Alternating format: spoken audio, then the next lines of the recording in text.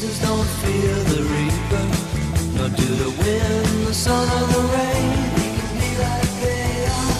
Come on, baby, don't fear the reaper. Baby, take my hand, don't fear the reaper. Death, the High Cost of Living is a 1993 graphic novel by Neil Gaiman, set in the DC universe. It spins off from his popular series Sandman, spanning from 1989 to 1996, with a focus on his popular character Death, of the Endless, a personification of death taking the form of a young woman. One day, every 100 years, she must become mortal to truly understand what it means to be human, the value of life and the cost of death. High Cost of Living follows a suicidal young man who encounters her and learns the value of life from death herself.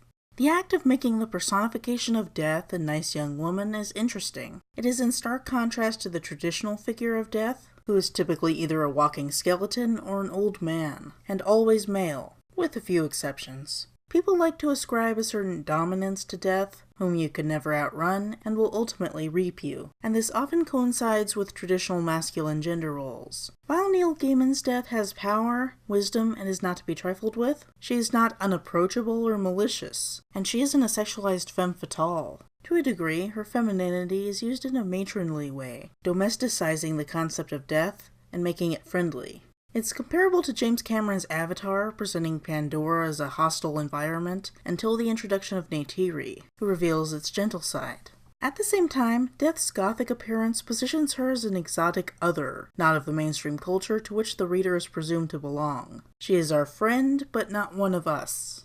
The graphic novel follows Sexton Furnival, a teen boy who lives a depressing existence with a distant mother and slimy stepfather, for whom he feels very little affection. He feels like no one cares about him, he hasn't made any accomplishments comparable to those of superhero idols, and he has no aspirations for the future, so he tries to go to commit suicide, only for a freak accident to interrupt him.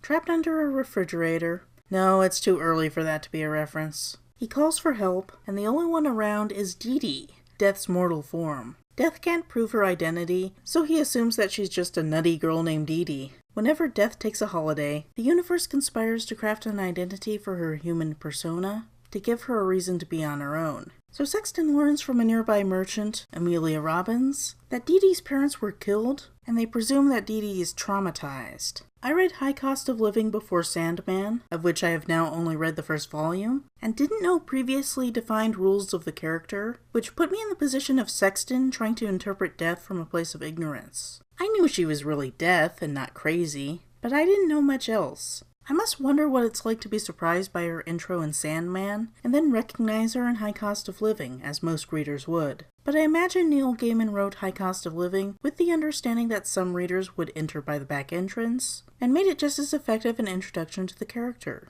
Amelia is a bit of a stereotype, a heavyset black woman who cares about the white female protagonist, and only exists to flesh out Dee Dee's backstory and provide ambience. She is very similar to the character Marta in I Love Bees, a black merchant woman whose only narrative purpose is to establish characteristics about the white female protagonist and her father while providing ambience. A slightly better version of this kind of character is Jonas from Halo 3 ODST, who has a distinctive character as a weird butcher, in addition to providing ambience and moving the story along, plus supporting a black protagonist and not being racially awkward. Dee Dee intrigues Sexton, but he is willing to walk out of her life. As it happens, however, Mad Hetty, a long-lived Sandman villain, takes him hostage to blackmail Death into retrieving her heart, which Mad Hetty hid from herself years ago. Death agrees, and she and Sexton go out on a quest to find Mad Hetty's heart. Don't worry, my friend, we will find the art. I have lost my art many times before.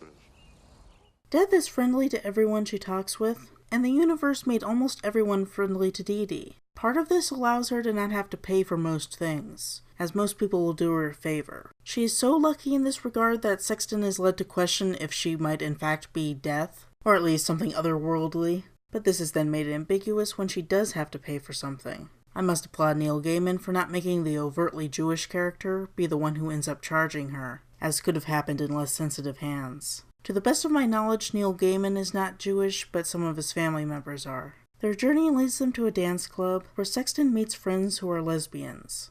Again, some decent handling, which is consistent with his depiction of lesbians in Sandman. Just by talking to a guy in the club, Sexton inadvertently helps his friends in a sort of It's a Wonderful Life effect. After casually mentioning his suicide plans, tells them a story about a girl she knows who tried to commit suicide but botched it, woke up in the hospital, and came out immensely grateful that she did not die. Given that her arms are extensively covered up in long gloves, there is also the subtle implication that the girl is talking about herself. A villain called the Eremite becomes aware that Death is on Earth and wants to steal her Ankh under the mistaken impression that it would give him power. So he sends a minion named Theo. His name might be a reference to theology, or it could be a coincidence. Death, either because she is unused to the dangers of being mortal, or is simply too trusting, goes with him under sketchy circumstances and gets her and Sexton into trouble. The Eremite steals the Ankh and fatally injures Theo.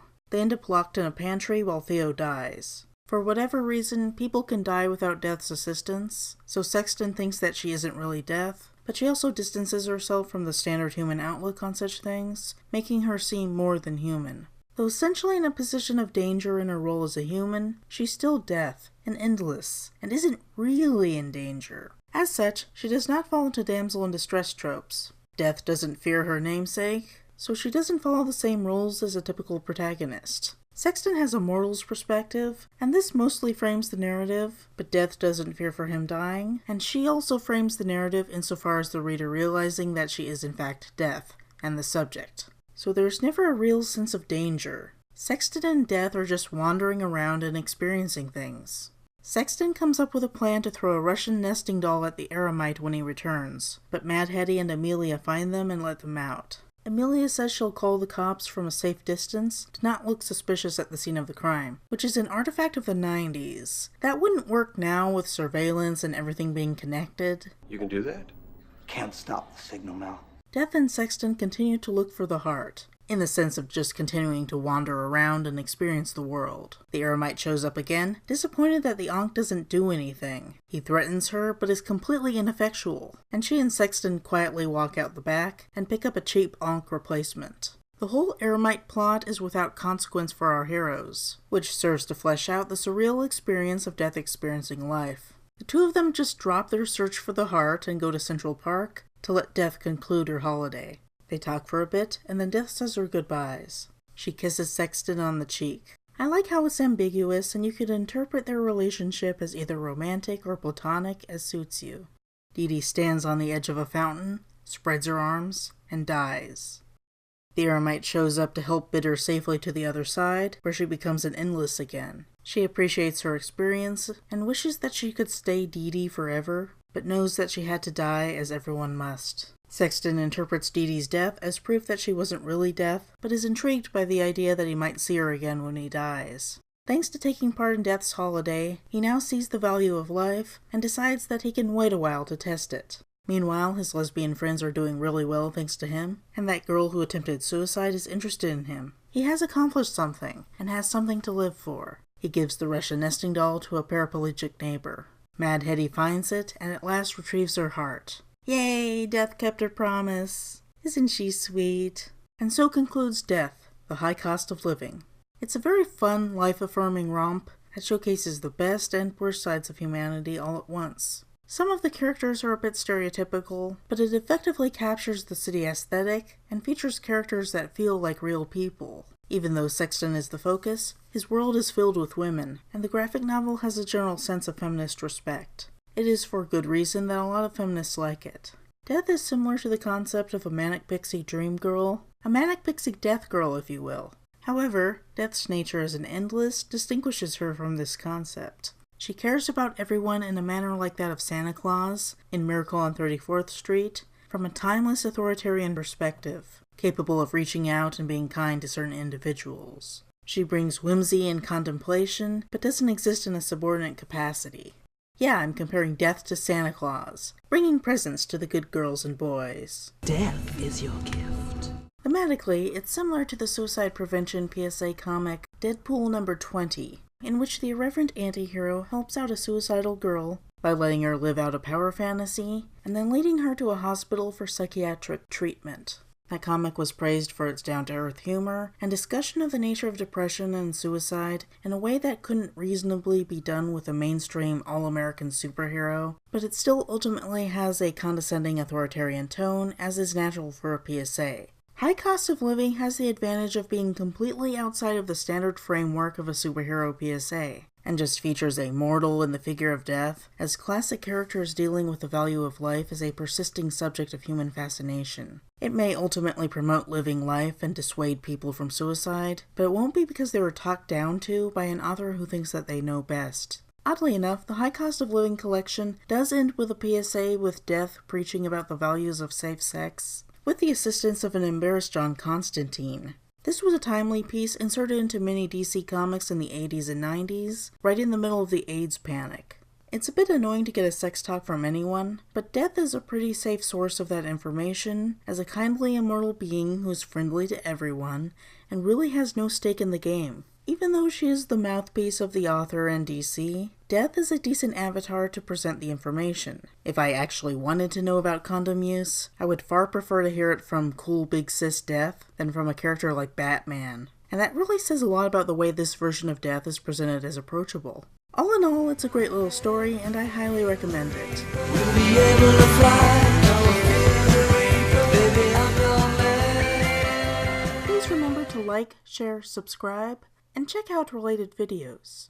And if you want to be added to the waiting list for paid commissioned videos, please email me at goingrampant@gmail.com.